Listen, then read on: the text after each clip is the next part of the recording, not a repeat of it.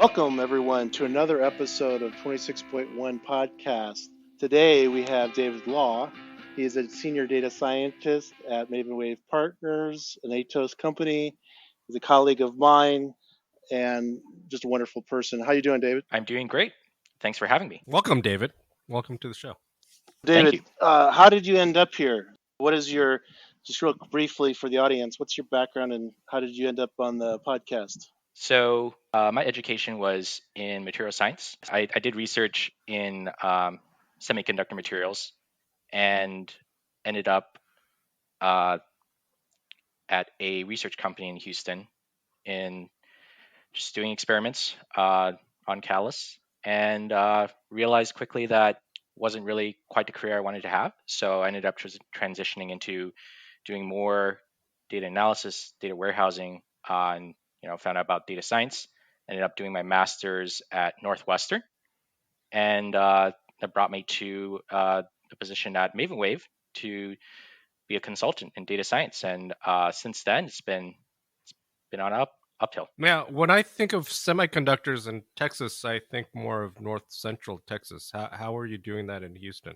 Oh, so I actually didn't do semiconductors in Texas. So Okay. my undergraduate research at Cornell was doing semiconductor research. So one of the projects I was working on was in conjunction with Corning for materials that go into the touchscreen displays on iPads. And so I ended up not being able to find a position in the semiconductor field right out of college.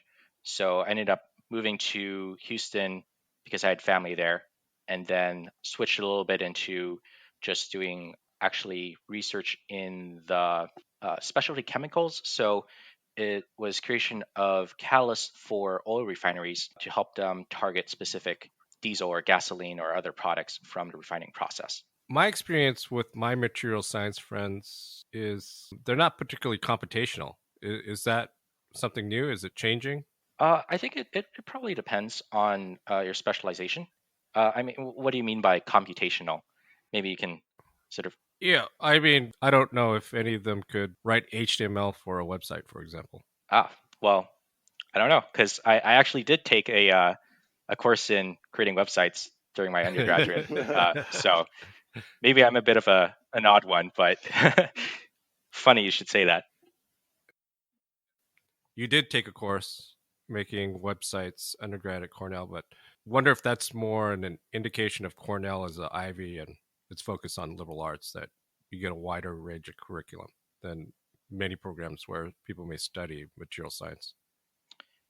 Yeah, I'm not sure. I did. I think for my own experience going through a data science program, or sorry, the material science program, I did try to branch out and get more into the computational side. So, like I said, I had a course doing making websites. I actually had some side projects at the time where I was building a website which would scrape other websites and pull together some statistics. And aside from that, I also took a course in computational science using a lot of MATLAB to do scientific processing, computing, and then also had quite a bit of heavy statistics in my electives as well. So I think that ended up preparing me well for a transition into data science. And are you still using a lot of MATLAB, or what are your chosen tools now? Not these days. In my position in Houston, I ended up using a lot of R for data analysis. And then since moving into a more formal data science role, it's pretty much been mostly Python. Well, and we had to dabble a little bit in our consulting jobs too. And I wrote that article on R versus Python, but I'd love to hear your perspectives, David. Is there a language of dominance in the AI world, and is it truly Python, or is there some competitors coming in? From what I've seen in terms of trends right now, I think it's still Python is sort of leading the industry in terms of data science and AI. There's, as far as if you look at popular, state of the art research coming out, usually it comes to Python first and then eventually ported over to R. So not to say that there's not a lot of good stuff that comes from the R community as well. Definitely came out of doing a lot of statistical analysis with R packages there's a lot of things which, if you're going into heavy statistics, are more convenient using R packages than what you would find in Python. So there's definitely good reasons to use either of them, but as far as just the pure volume of open source projects, I think it's definitely leaning towards Python. You are the author of a up and coming Python package called DataDescribe. And I already know what it's about, but tell the audience and tell Don Shu what it's about. Excited to hear. Yeah, DataDescribe is a new open source Python package that we're working on for exploratory data analysis.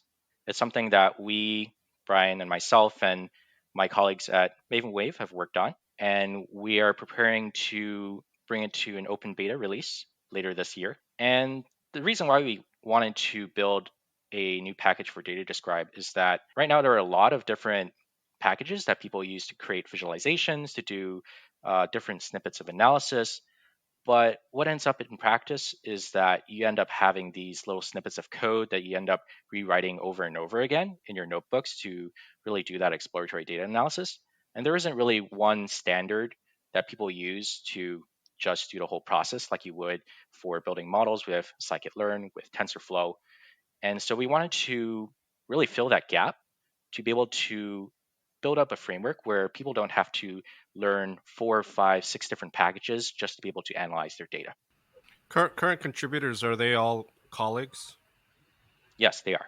And the project's on GitHub already and publicly readable, or? Yeah, right now we have a repo on GitHub. It's currently still private, but we're targeting to make it public in next month or two.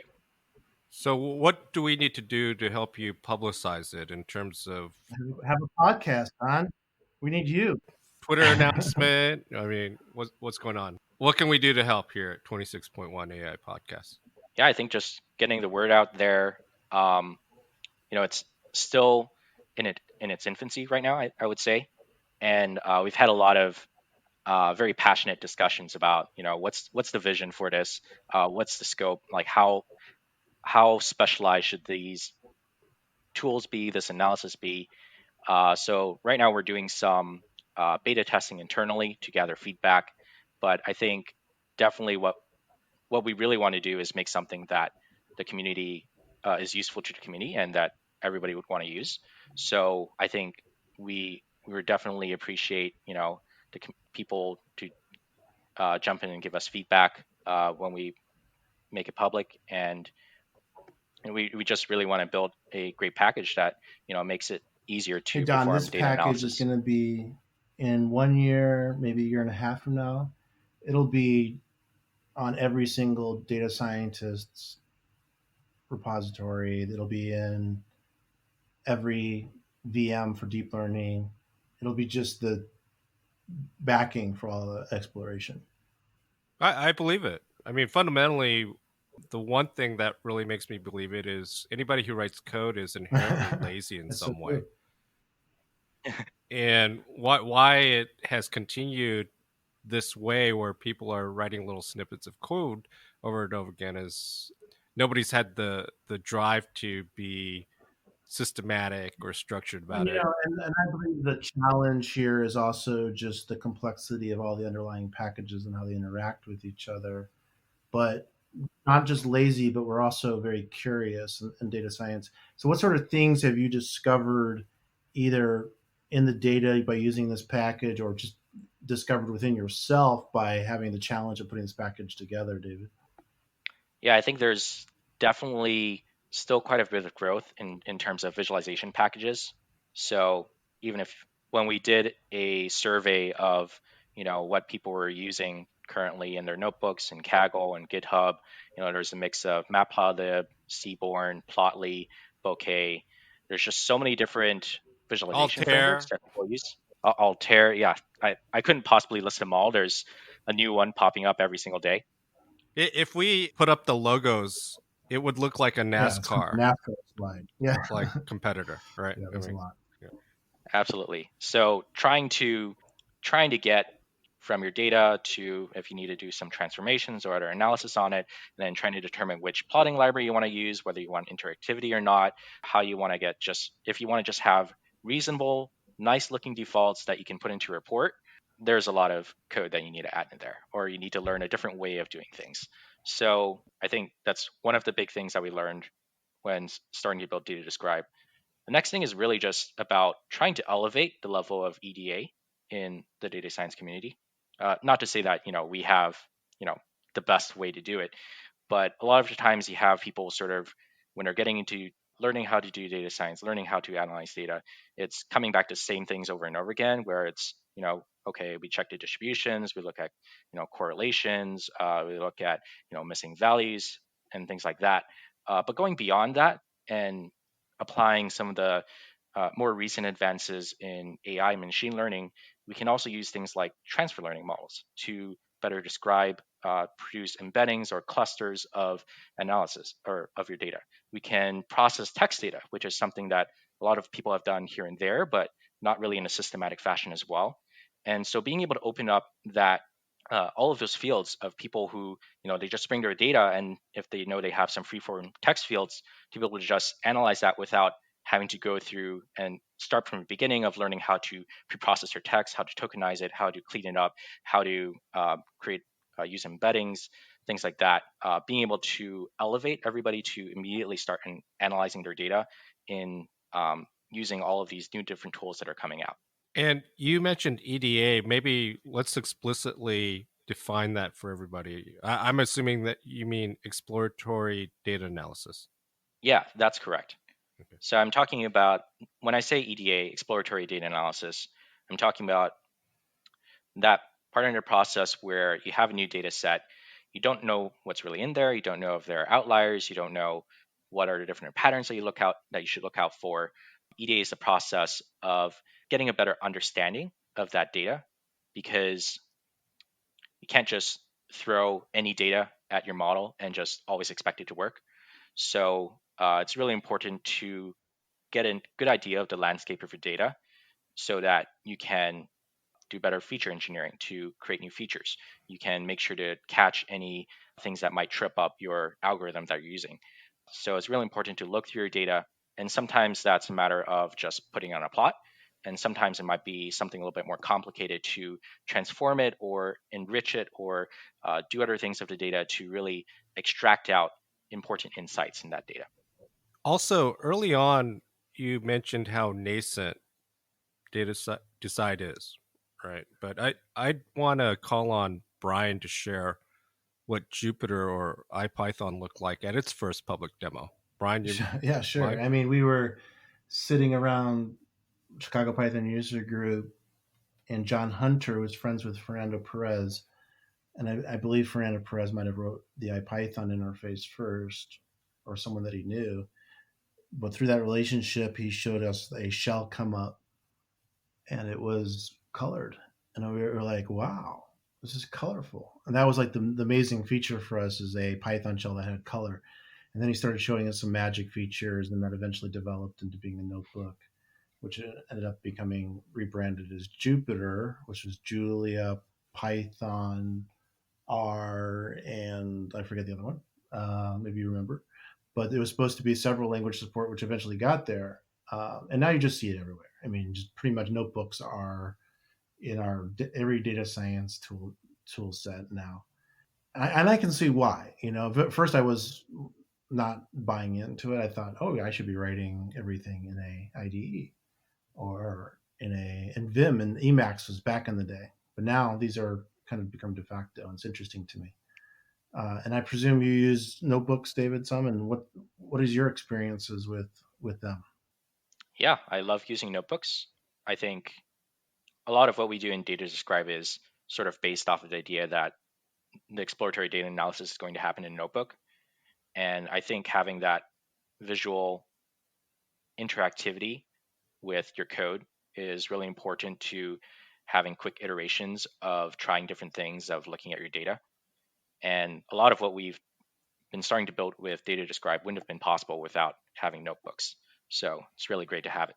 So when do we set up the demo tour for like Travis Oliphant, Carol Willing, Peter Wong, Fernando Perez, so they can get promoting all this? Literally, our last episode, we didn't have this in the recording, and we haven't published it yet. but with a professor at UW said, you guys should really have Fernando Perez on this show. And I agree. But man, if we start, I would be afraid of the response because this project's in its infancy. If we start promoting on that level, could you imagine the traffic that this project would get? We would have to, we could barely keep up with it, I think. You want contributors. No, we do. And we're talking about a successful launch here. And we've talked on this podcast about this all the time. It's a noisy space. It's a challenging space because of the noise, and we want to reduce the noise. The package, I think, reduces noise in some way. But I mean, that's kind of the goal of it. But we're going to enter back into this noisy world of data science. And have you experienced that, David? What is your experiences with the the bubble, the buzz factor of data science and AI and ML?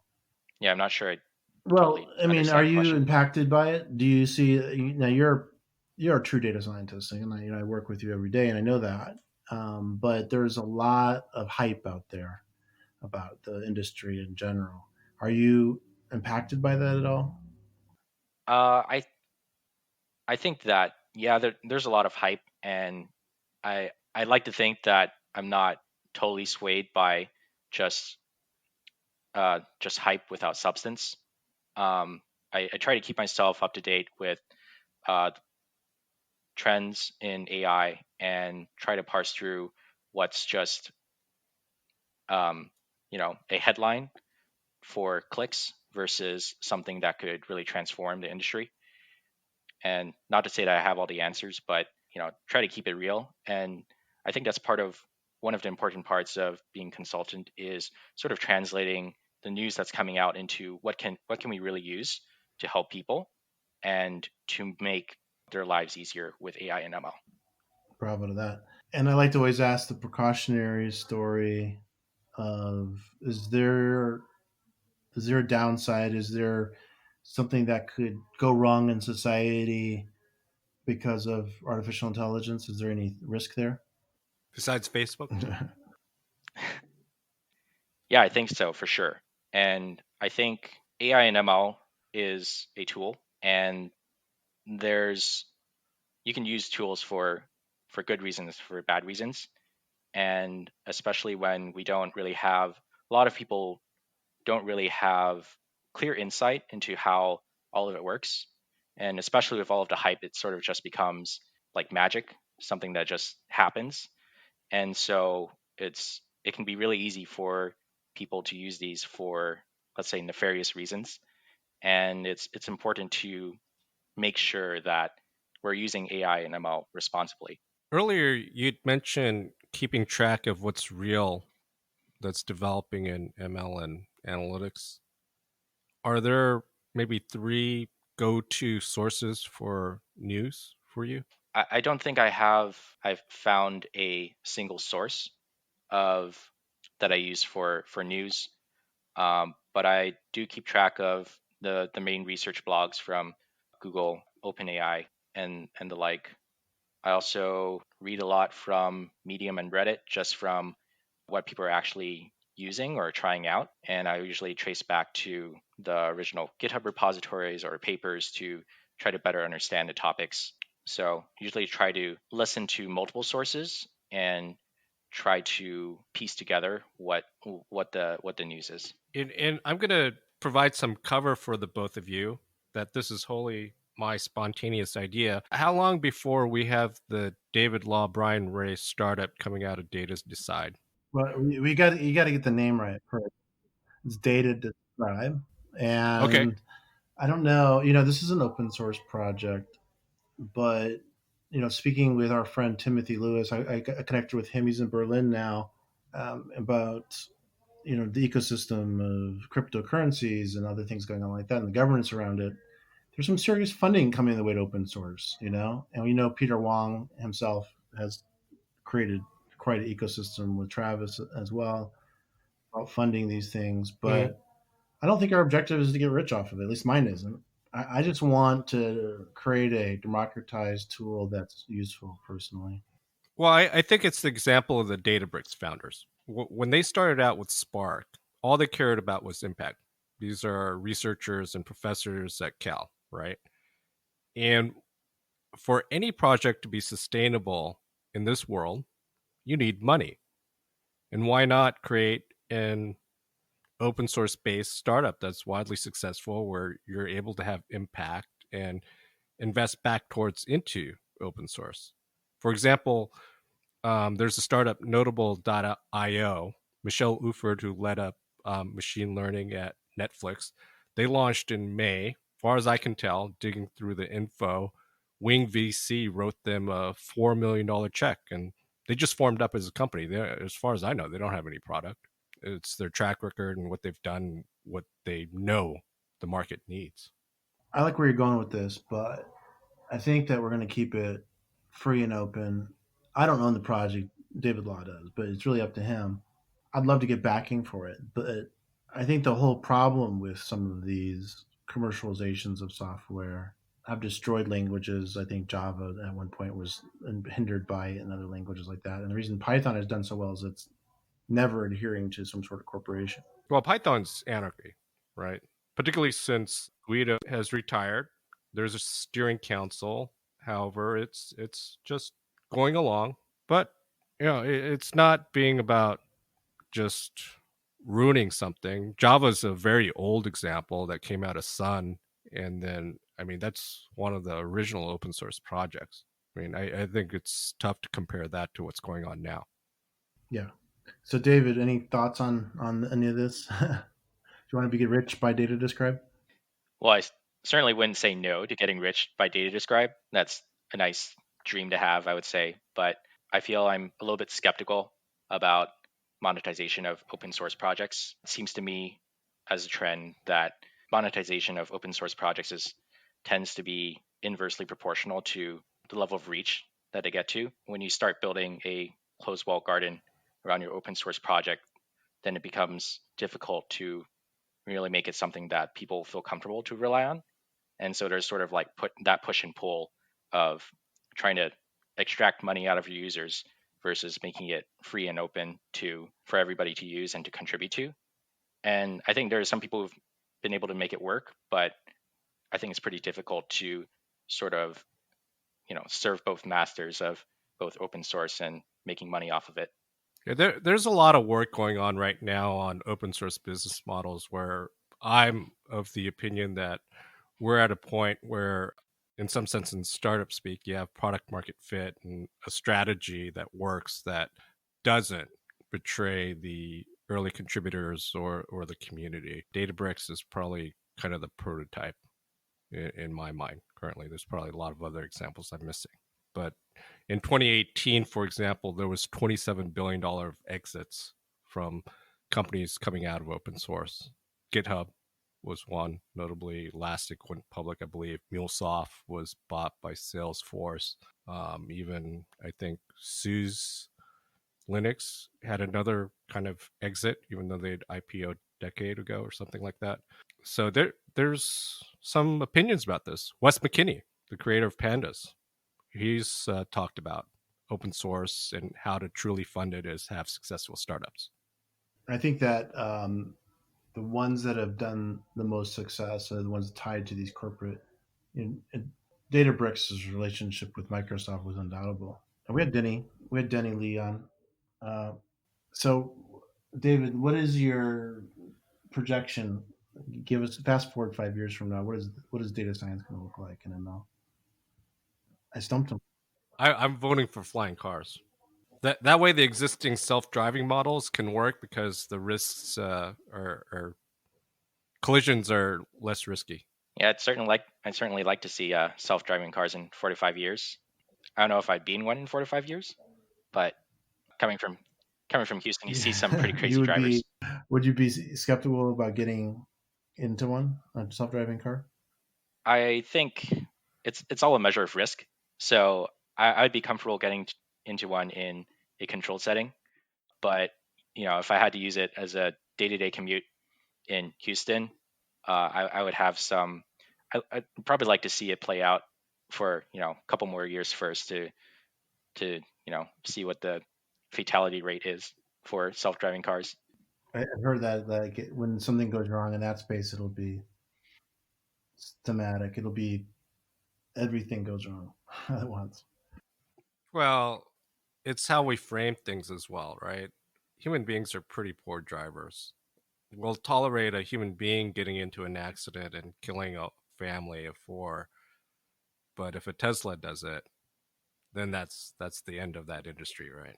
Nobody's gonna go, well, we're gonna stop building cars. Nobody's gonna ride in a car anymore because this family of four died. Yeah, strangely enough, and I don't know if this is a strange take to have, but I would feel more comfortable taking a self-driving car if everybody was in a self-driving car Absolutely. compared to being a self-driving car with human drivers on the road. Well, at that point, you have a coordinated system. Yeah. So you think it's robotics are less able to adjust to the uncertain than humans? I think that it's probably, to me, it boils down to more of I think there's a fundamental change that needs to come in how we consider commute and the requirement of people to drive their own cars and have their own autonomy to get from point A to point B. And making a self-driving car instead of having everything coordinated is sort of like solving for the short-term problem rather than more of a something that's like more far-reaching. Yeah, this has been fun, So David. let's Thank do. you. Yeah. So any leave behinds? Anything you want to leave the audience? Anywhere to contact you or find you if they wish to, or anything? We'll be at Maven Wave doing great stuff with Brian, and always having great fun. Just being able to do all of these really interesting projects with AI, and it's really interesting how you can really transform the workplace with even sometimes models that aren't necessarily state of the art. All right, guys. Well, I got to get running. Thanks, David, for being on the show. Thank you, Don. Great meeting you, David.